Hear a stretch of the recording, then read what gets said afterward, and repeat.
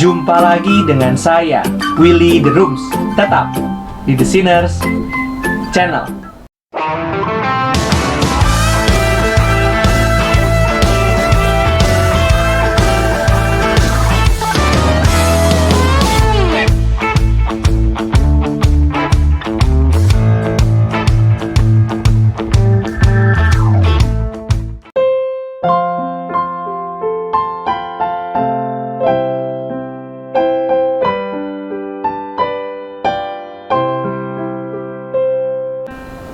Cornelius Van Til merupakan salah satu tokoh Kristen Reform pada abad ke-20 dengan pemikiran yang paling cemerlang.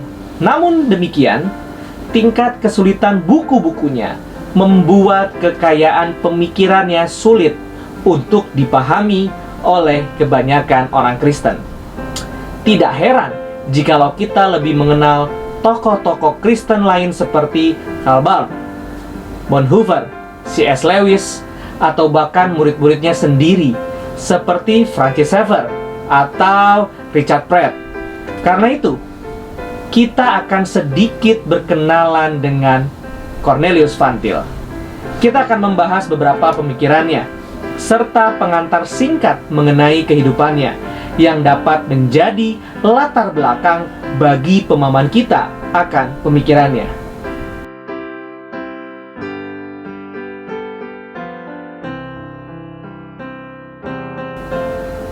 Cornelius Van Til, seorang teolog dan apologet Reform, lahir di Grootegelst, Belanda. Keluarga Van Til bukanlah keluarga pietis, namun pada setiap kesempatan makan bersama, seluruh anggota keluarga akan hadir. Doa pembuka, doa penutup, dan pembacaan Alkitab dari Kejadian sampai Wahyu sebanyak 1 bab adalah kegiatan yang akrab dengan makan bersama keluarga Van Til. Pada umur yang ke-10 tahun, ia beserta keluarganya pindah ke Highland, Indiana. Van Til bergabung dengan Christian Reformed Church dan bersekolah di Calvin Preparatory School, Calvin College, dan Calvin Theological Seminary. Semuanya di Grand Rapids, Michigan. Ia pindah ke Princeton Theological Seminary dan meraih gelar Master of Theology pada tahun 1925. Diikuti oleh pernikahannya dengan Rena Kluster. Ia menyelesaikan gelar Doktor Filsafat di Princeton University pada tahun 1927. Pengaruh utama pemikiran Cornelius Van Til adalah dari para teolog Reform Belanda, khususnya Abraham Kuyper, yang menekankan bahwa Kristus adalah Tuhan atas semua bidang kehidupan manusia. Namun, Kuyper mengecilkan arti apologetika karena ia berpikir apologetika cenderung menempatkan rasio manusia di atas Alkitab. Akan tetapi, Van Til adalah alumni Princeton, di mana Princeton sangat menekankan bahwa kekristenan sepenuhnya dapat dipertahankan secara rasional, sehingga tidak perlu takut terhadap rasio. Van Til berusaha untuk bersikap adil terhadap kedua wawasan ini dengan mengembangkan pendekatan terhadap apologetika yang rasional, tetapi didasarkan pada konsep rasionalitas Alkitabiah yang khas. Studi-studi Van Til tentang filsafat idealisme meyakinkannya bahwa semua pemikiran manusia diatur oleh presaposisi. Oleh karena itu, Van Til dikenal sebagai presaposisionalis, meskipun ia tidak antusias dengan label itu. Presaposisi ultimat ia percaya tidak dapat dibuktikan dengan metode biasa, karena berfungsi sebagai dasar dari semua bukti. Tetapi presaposisi dapat dibuktikan secara transendental dengan menunjukkan bahwa presaposisi diperlukan untuk semua pemikiran rasional dan harus benar jika kita menginginkan adanya makna atau keteraturan di dunia ini. Van Til berusaha merekonstruksi apologetika apologetika Kristen dengan menjadikan Allah Kristen sebagai presaposisi dan bukannya salah satu kesimpulan rasional di antara yang lainnya.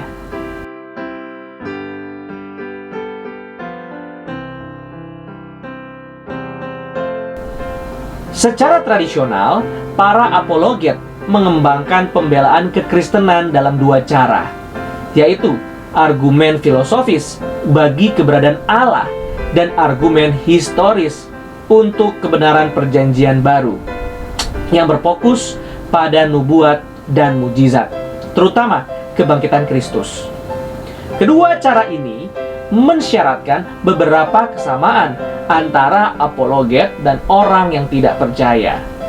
Argumen filosofis bagi keberadaan Allah memerlukan persetujuan bersama tentang makna istilah-istilah seperti sebab, tujuan, dan keberadaan.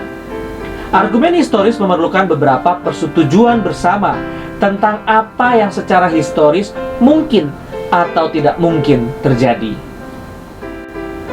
Van Til keberatan dengan pendekatan ini karena mengasumsikan pengertian yang sama antara orang percaya dan orang yang tidak percaya, dan bahwa terdapat fakta dan data yang dapat dipahami di luar keberadaan Allah Kristen. Menurutnya, jika kita mengakui bahwa ada sesuatu yang dapat dipahami selain dari Allah Kitab Suci, kita kehilangan pertempuran di awal. Jadi, kita harus sebaliknya menggunakan metode transendental, menunjukkan bahwa berbagai bentuk pemikiran non-Kristen akan menjadikan setiap fakta dan data tereduksi menjadi tidak berarti, bahwa mereka dengan tepat tidak menjelaskan apa-apa, dan bahwa wawasan dunia dan wawasan hidup Kristen adalah satu-satunya yang dapat membuat kita memahami segalanya.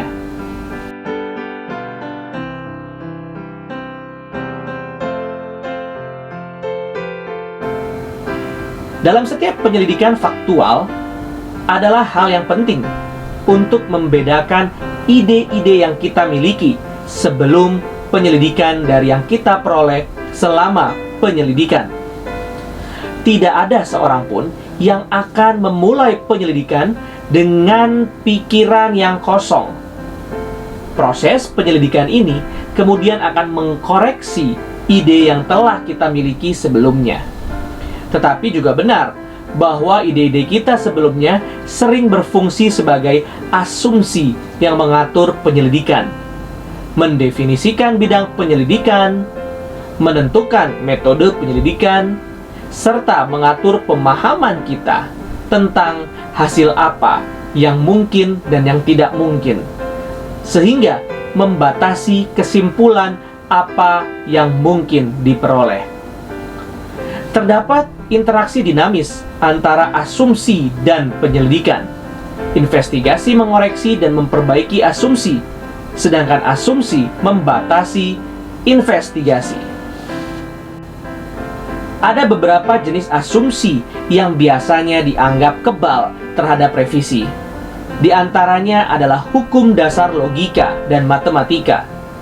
Penemuan faktual apa yang dapat meyakinkan kita bahwa 2 tambah 2 tidak sama dengan 4. Hal yang sama berlaku untuk prinsip-prinsip dasar etika. Misalnya, tidak ada penemuan faktual yang secara sah dapat mendorong seorang peneliti untuk kurang jujur dalam mencatat data. Bagaimana dengan iman sebagai asumsi yang mengatur pemikiran manusia? Alkitab mengajarkan bahwa orang-orang yang percaya kepada Kristus mengenal Allah dengan cara supernatural, dengan kepastian yang melampaui kepastian yang diperoleh dengan penyelidikan. Yesus sendiri menyatakan Bapa kepada orang-orang yang Ia pilih. Matius 11 ayat 25-27. Orang-orang percaya mengenal misteri Allah melalui Roh-Nya dalam firman yang diilhami oleh Roh Kudus yang memberikan pikiran Kristus. 1 Korintus 2 ayat 9-6, 2 Timotius 3 ayat 16. Dalam banyak hal, pengetahuan supernatural ini bertentangan dengan klaim orang-orang yang tidak mengenal Allah Kristen. Ada pertentangan antara hikmat Allah dan hikmat dunia. 1 Korintus 1 ayat 18 sampai 1 Korintus 2 ayat 16. Lalu 1 Korintus 3 ayat 18 sampai 23. Orang-orang jahat, termasuk kita semua, terlepas dari kasih karunia Allah, menekankan kebenaran Allah dan menggantinya dengan kebohongan. Roma 1 ayat 18 dan 25. Rasul Paulus mengklaim bahwa pengetahuan supernatural ini sangat kuat untuk menghancurkan argumen dan setiap pretensi yang bertentangan dengan pengenalan akan Allah, sehingga ia dapat menawan setiap pikiran untuk taat kepada Kristus. 2 Korintus 10 ayat 5. Maka peperangan rohani dalam Alkitab bersifat moral dan juga intelektual. Oleh karena itu, wahyu supernatural dari kitab suci berada di antara asumsi-asumsi yang sekarang kita sebut sebagai presaposisi, yang dibawa orang Kristen kepada penyelidikan intelektual. Bisakah seorang Kristen merevisi presaposisi ini dalam suatu penyelidikan? Dia dapat merevisi pemahamannya tentang presaposisi ini dengan menggali lebih jauh wahyu Allah dalam kitab suci dan alam. Tetapi dia tidak mungkin meninggalkan otoritas kitab suci itu sendiri.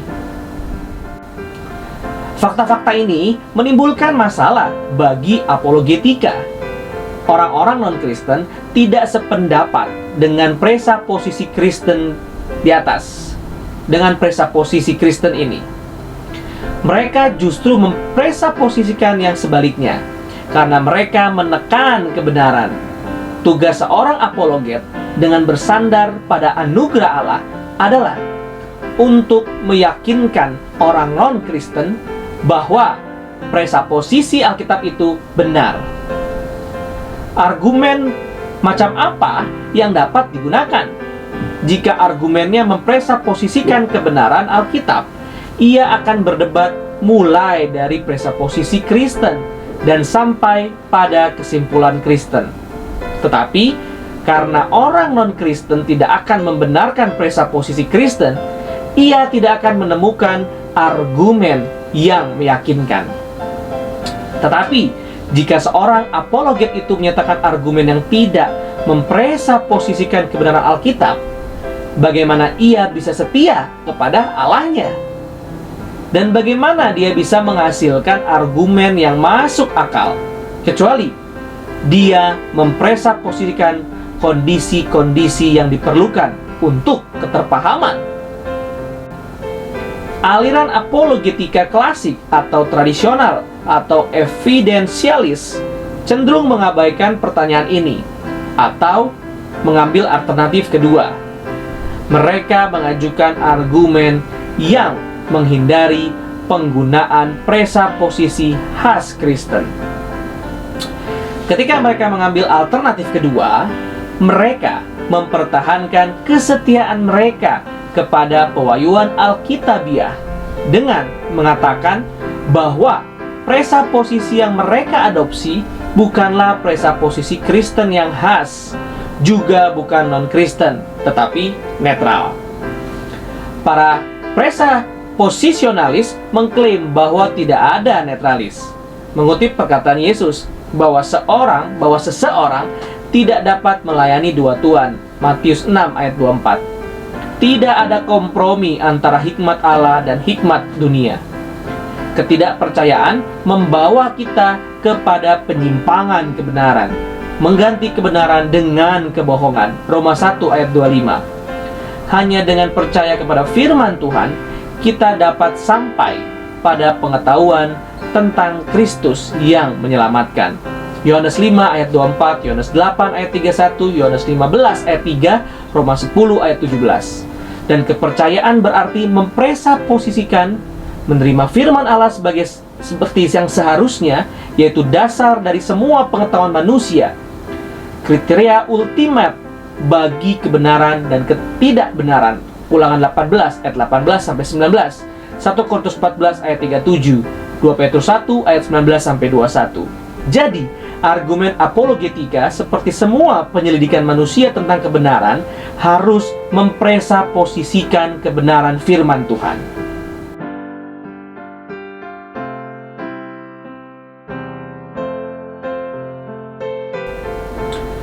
Presaposisionalis kemudian menghadapi masalah sirkularitas yang kita sebutkan sebelumnya. Jadi kita mulai dari presaposisi Kristen sehingga sampai pada kesimpulan Kristen. Bagaimana argumennya bisa meyakinkan orang yang bukan Kristen? Dan bagaimana dia bisa menghindari sirkularitas? Van Til percaya bahwa argumen non-Kristen juga sirkular. Semua penalaran pada dasarnya adalah penalaran melingkar. Titik awal, metode, dan kesimpulannya selalu saling terkait satu sama lain. Dalam tulisan Van Til, The Defense of the Faith, halaman 101. Ini adalah bagian dari kebobrokan orang yang tidak percaya, yang menekankan kebenaran tentang Allah. Roma 1 ayat 18-32, 2 Korintus 4 ayat 4. Dan kebobrokan itu mengatur alasan mereka sehingga ketidakpercayaan adalah presaposisi mereka yang pada gilirannya mengatur kesimpulan mereka. Jadi, bagaimana orang yang Kristen dan non-Kristen dapat mendiskusikan kebenaran agama Kristen? Mengingat bahwa masalahnya sudah diselesaikan dalam presaposisi masing-masing dari kedua belah pihak, Van Til merekomendasikan semacam argumen tidak langsung. Apologet Kristen harus menempatkan diri pada posisi lawannya dan mengasumsikan kebenaran metode lawannya demi kepentingan argumentasi. Tujuannya adalah untuk menunjukkan kepada non-Kristen bahwa jika dilihat dari posisi mereka, fakta bukanlah fakta dan hukum bukanlah hukum. Dia juga harus meminta kepada orang non-Kristen agar demi kepentingan argumentasi mau menempatkan dirinya pada posisi Kristen. Tujuannya adalah agar kita bisa menunjukkan kepadanya bahwa hanya dengan dasar kekristenanlah fakta dan hukum dapat dipahami. Dalam tulisannya Van Til, The Defense of the Faith, halaman 100-101. Argumen sirkular tidak dapat dihindari dalam diskusi mengenai standar ultimate bagi kebenaran. Seseorang yang percaya bahwa rasio manusia adalah standar ultimate hanya dapat memperdebatkan pandangan itu dengan mengacu kepada rasio. Orang yang percaya bahwa Alkitab adalah standar ultimate hanya dapat berdebat dengan mengacu kepada Alkitab. Allah menciptakan pikiran kita untuk berpikir di dalam sirkularitas Kristen, mendengarkan firman Tuhan dengan taat, dan menafsirkan pengalaman kita melalui firman itu. Ini adalah satu-satunya cara yang sah untuk berpikir, dan kita tidak dapat meninggalkannya untuk menyenangkan orang yang tidak percaya. Psikolog yang baik tidak akan meninggalkan realitas yang ia rasakan untuk berkomunikasi dengan pasien delusi. Demikian juga halnya dengan para apologet. Dengan metode ini, tampaknya seorang presaposisionalis tidak perlu membuang waktu pada bukti-bukti teistik, bukti sejarah, pemeriksaan terperinci dari pandangan lain, dan sejenisnya. Tetapi dengan cara presaposisionalis, seperti semua pembela lainnya, harus menjawab keberatan. Jika apologet mengklaim bahwa hukum fisika tidak dapat dipahami tanpa Allah yang alkitabiah, ia harus menjelaskan mengapa ia berpikir demikian. Penjelasan alternatif apa yang mungkin bagi konsistensi hukum fisika? Apa kekurangan masing-masing pandangan tersebut? Bagaimana pandangan orang Kristen dalam menjawab kekurangan tersebut? Dengan demikian, presaposisionalis dapat menjadi serumit argumen klasik.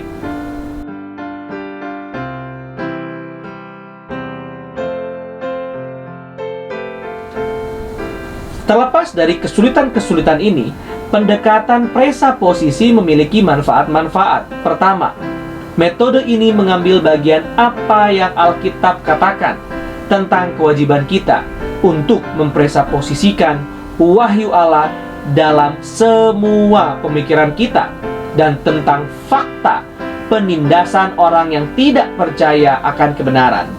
Kedua, metode ini memahami apa yang menurut Alkitab harus menjadi tujuan apologetika untuk meyakinkan manusia bahwa wahyu Allah tidak hanya benar, tetapi juga kriteria ultimate bagi kebenaran, kepastian yang paling mendasar, dasar untuk semua pemikiran yang masuk akal, dan sumber bagi kehidupan yang bermakna.